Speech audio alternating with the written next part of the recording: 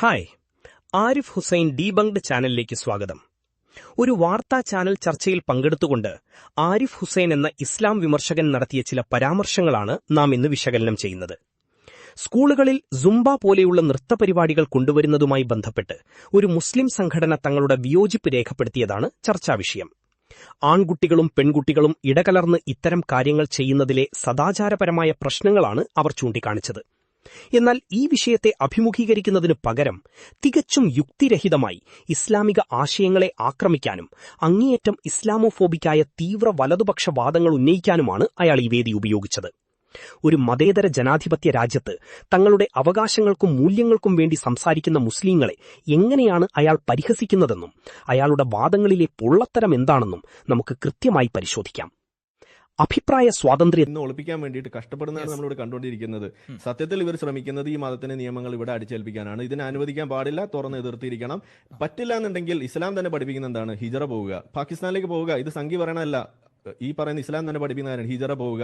ഒരു രാജ്യത്ത് നിങ്ങൾക്ക് കറക്റ്റ് ആയിട്ട് ജീവിക്കാൻ കഴിയില്ല എന്നുണ്ടെങ്കിൽ മറ്റൊരു സ്ഥലത്തേക്ക് ഹിജറ പോകണം എന്നാണ് ഇസ്ലാം പഠിപ്പിക്കുന്നത്.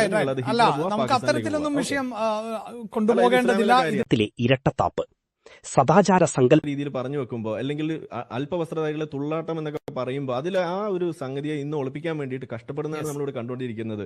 സത്യത്തിൽ ഇവർ ശ്രമിക്കുന്നത് ഈ മതത്തിന്റെ നിയമങ്ങൾ ഇവിടെ അടിച്ചേൽപ്പിക്കാനാണ്. ഇതിനെ അനുവദിക്കാൻ പാടില്ല, തുറന്ന് എതിർത്തിരിക്കണം. പറ്റില്ല എന്നുണ്ടെങ്കിൽ ഇസ്ലാം തന്നെ പഠിപ്പിക്കുന്ന എന്താണ്? ഹിജറ പോവുക, പാകിസ്ഥാനിലേക്ക് പോവുക. ഇത് സംഖ്യ പറയണല്ല, ഈ പറയുന്ന ഇസ്ലാം തന്നെ പഠിപ്പിക്കുന്നതാണ് ഹിജറ പോവുക. ഒരു രാജ്യത്ത് നിങ്ങൾക്ക് കറക്റ്റ് ആയിട്ട് ജീവിക്കാൻ കഴിയില്ല എന്നുണ്ടെങ്കിൽ മറ്റൊരു സ്ഥലത്തേക്ക് ഹിജറ അസഹിഷ്ണുതയും ഓക്കെ, ക്ഷമ കൈക്കൊള്ളും. ഓക്കെ, നിങ്ങൾ പറഞ്ഞ മണ്ടത്തിലൊക്കെ ഞാൻ കേട്ടോണ്ടിരുന്നു. ഓക്കെ, അപ്പൊ ഞാനിതിൽ പറയുന്നത് ഇത്രയേ ഉള്ളൂ. ഇതിന്റെ പ്രശ്നം എന്താണ്? ഇസ്ലാമാണ്. ഇവർ പറഞ്ഞ അല്പവസ്ത്രം ധരിക്കരുത് എന്ന് പറഞ്ഞു, അതൊരു പ്രശ്നമാണ്. ഓക്കെ, അല്പവസ്ത്രം അല്ലെങ്കിൽ പിന്നെ എന്താണ് ധരിക്കേണ്ടത്? ഇവരുടെ തന്നെ ലോജിക്ക് എന്താണ്? പർദ്ദ അല്ലെങ്കിൽ ബിക്കിനി, ഇതല്ലാതെ അതിന്റെ ഇടയിൽ ഒരു സാധനം ഇല്ല ഇവർക്ക്. അപ്പൊ പിന്നെ അവിടുത്തെ കാര്യം എന്താണ്? പർദ്ദ ധരിക്കുക. ഇതാരാ പറഞ്ഞത്? ഇത് പറഞ്ഞത് താലിബാൻ പറയുന്നു. താലിബാൻ പറയുന്നത് സത്യവിശ്വാസികളോട് അവരുടെ ദൃഷ്ടികൾ താഴ്ത്തുവാനും ഗുഹ്യാവയവങ്ങൾ കാത്തുസൂക്ഷിക്കുവാനും നീ പറയുക. അതാണ് അവർക്കേറെ പരിശുദ്ധമായിട്ടുള്ളത്. തീർച്ചയായും അല്ലാഹു അവർ പ്രവർത്തിക്കുന്നതിനെപ്പറ്റി സൂക്ഷ്മമായി അറിയുന്നവനാകുന്നു.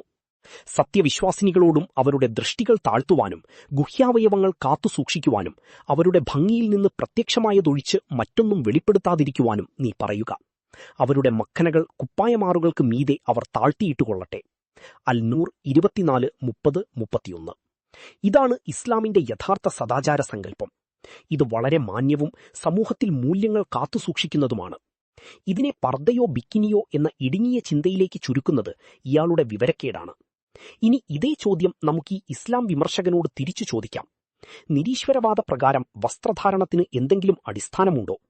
മനുഷ്യൻ കേവലം പരിണമിച്ചുണ്ടായ മൃഗം മാത്രമാണെങ്കിൽ വസ്ത്രം ധരിക്കണം എന്ന് പറയുന്നതിന് തന്നെ എന്താണ് യുക്തി? ഒരു മൃഗവും വസ്ത്രം ധരിക്കുന്നില്ലല്ലോ. എന്തിന് സ്കൂളുകളിൽ യൂണിഫോം നിർബന്ധമാക്കുന്നു? സദാചാരമെന്നത് തികച്ചും ആപേക്ഷികമാണെന്നും അതിന് യാതൊരു അടിസ്ഥാനവുമില്ലെന്നും വിശ്വസിക്കുന്ന ഒരു ഭൗതികവാദിക്ക് വസ്ത്രധാരണത്തെക്കുറിച്ച് സംസാരിക്കാൻ തന്നെ യാതൊരു അർഹതയുമില്ല. സർവ്വലോക രക്ഷിതാവായ അല്ലാഹു നൽകിയ കൃത്യമായ മാർഗനിർദ്ദേശങ്ങൾ ഉള്ളതുകൊണ്ടാണ് മുസ്ലിങ്ങൾക്ക് ശരിയും തെറ്റും തിരിച്ചറിയാൻ സാധിക്കുന്നത്. അല്ലാതിരുന്നാൽ ഇവർ പറയുന്നതുപോലെ മൃഗങ്ങളെപ്പോലെ ജീവിക്കേണ്ടി വന്നേനെ. വിഷയത്തിൽ നിന്ന് ശ്രദ്ധ തിരിക്കുന്ന തന്ത്രങ്ങൾ. പെൺകുട്ടികളും ഒറ്റയ്ക്ക് നിന്ന് കളിക്കാനാണെങ്കിൽ നിങ്ങൾ സമ്മതിക്കുമോ? അപ്പൊ നിങ്ങൾ ഈ മ്യൂസിക് ഹറാമാണെന്ന് പറഞ്ഞ് വരല്ലേ? ഇനി ഇടകലരുന്നതാണ് പ്രശ്നം എന്നുണ്ടെങ്കിൽ നിങ്ങൾ ആദ്യം മദ്രസയിൽ നടക്കുന്ന ഇടകലരലും അതിനോടൊപ്പം ഉണ്ടാകുന്ന ഈ പെഞ്ച് കുട്ടികളെ പീഡിപ്പിക്കുന്നതിന് ആദ്യം നിങ്ങളൊരു വഴി, ഒരു പരിഹാരം ഉണ്ടാക്കുക. ഓരോ മാസം ഇവിടെ കുട്ടികളെ പീഡിപ്പിക്കുന്നത് ഒരു മാസം മിനിമം 5-6 കുട്ടികളെ എന്നോട് പീഡിപ്പിച്ചുകൊണ്ടിരിക്കുക. അതിന്റെ കണക്ക് ഞാനിവിടെ എടുത്തിട്ടുണ്ട്, പത്രത്തിൽ വന്നത് മാത്രം. അപ്പൊ നിങ്ങൾ ഈ ഇടകലരുന്നോണ്ടുള്ള പ്രശ്നം, അതൊക്കെയാണ് നിങ്ങളുടെ പ്രശ്നം. മദ്രസയിൽ ഉസ്താദുമാരാണ് ഈ കുട്ടികളെ പീഡിപ്പിക്കുന്നത്. എന്നിട്ട് മതി ബാക്കിയുള്ള കാര്യം. ചെയ്യുന്ന വിഷയത്തിന് ഉത്തരം മുട്ടുമ്പോൾ തികച്ചും യുക്തിരഹിതമായ മറ്റൊരു വിഷയം വലിച്ചിഴച്ചു കൊണ്ടുവരുന്ന തന്ത്രമാണിത്. ആൺകുട്ടികളും പെൺകുട്ടികളും ഇടകലർന്ന് നൃത്തം ചെയ്യുന്നതിലെ പ്രശ്നങ്ങളെക്കുറിച്ച് സംസാരിക്കുമ്പോൾ അവിടെ മദ്രസകളിൽ നടക്കുന്ന ചില ഒറ്റപ്പെട്ട കുറ്റകൃത്യങ്ങളെക്കുറിച്ച് പറയുന്നത് തികഞ്ഞ യുക്തിരാഹിത്യമാണ്. കുറ്റകൃത്യങ്ങൾ ചെയ്യുന്ന വ്യക്തികൾ എല്ലാ സമൂഹത്തിലുമുണ്ട്. സ്കൂളുകളിലും പള്ളിക്കൂടങ്ങളിലും അനാഥാലയങ്ങളിലും ഇത്തരം പീഡന വാർത്തകൾ നമ്മൾ ദിവസവും കേൾക്കാറുണ്ട്. അതുകൊണ്ട് മതേതര വിദ്യാഭ്യാസ സമ്പ്രദായം മുഴുവൻ തെറ്റാണെന്ന് ഇയാൾ പറയുമോ? ഇല്ല. വ്യക്തികൾ ചെയ്യുന്ന തെറ്റുകൾക്ക് ഒരിക്കലും ഒരു ദർശനം ഉത്തരവാദിയാകുന്നില്ല. മാത്രമല്ല, കുട്ടികളെ ചൂഷണം ചെയ്യുന്നവർക്ക് ഇസ്ലാം നിർദ്ദേശിക്കുന്ന ശിക്ഷ എത്ര കടുത്തതാണെന്ന് ഇയാൾക്കറിയാമോ? തികഞ്ഞ നിഷ്കരുണമായ ശിക്ഷയാണ് അത്തരം കുറ്റവാളികൾക്ക് ഇസ്ലാമിക നിയമം നൽകുന്നത്. യഥാർത്ഥത്തിൽ ഇസ്ലാം നിർദ്ദേശിക്കുന്ന സ്ത്രീ-പുരുഷ സമ്പർക്ക നിയമങ്ങൾ പാലിക്കുകയാണെങ്കിൽ സമൂഹത്തിൽ ഇത്തരം അതിക്രമങ്ങൾ വലിയൊരു പരിധിവരെ തടയാൻ സാധിക്കും. അതായത് രോഗത്തിന് കാരണമായ കാര്യങ്ങൾ പ്രോത്സാഹിപ്പിക്കുകയും എന്നിട്ട് രോഗം വരുമ്പോൾ അതിനെ ന്യായീകരിക്കുകയും ചെയ്യുന്നതാണ് ഇയാളുടെ ശൈലി. തങ്ങളുടെ വാദങ്ങൾക്ക് യാതൊരു അടിസ്ഥാനവുമില്ല എന്ന് കാണുമ്പോൾ ആളുകളുടെ വൈകാരികതയെ മുതലെടുക്കാൻ വേണ്ടിയാണ് ഇത്തരം കുറ്റകൃത്യങ്ങളെ അയാൾ ചർച്ചയിലേക്ക് വലിച്ചിഴക്കുന്നത്. ഇസ്ലാം എന്നത് വളരെ കൃത്യമായ ഒരു ജീവിത പദ്ധതിയാണ്. അത് മനുഷ്യന്റെ ഭൗതികവും ആത്മീയവുമായ എല്ലാ കാര്യങ്ങൾക്കും വ്യക്തമായ മാർഗനിർദ്ദേശങ്ങൾ നൽകുന്നു. അതിനെ വിമർശിക്കാൻ വരുന്നവർക്ക് സ്വന്തമായി യാതൊരു ധാർമ്മിക അടിത്തറയുമില്ല എന്നതാണ് വാസ്തവം. അവർക്ക് ശരിയോ തെറ്റോ ഇല്ല. അവരുടെ തോന്നലുകൾ മാത്രമാണ് അവരുടെ ദൈവം.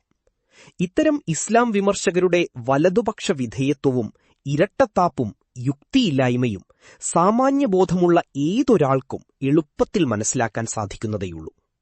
ഈ വീഡിയോ ഇഷ്ടപ്പെട്ടെങ്കിൽ ലൈക്ക് ചെയ്യൂ. ആരിഫ് ഹുസൈൻ ഡീബങ്ക്ഡ് ചാനൽ സബ്സ്ക്രൈബ് ചെയ്യൂ, ഷെയർ ചെയ്യൂ. മറ്റൊരു വീഡിയോയുമായി വീണ്ടും കാണാം.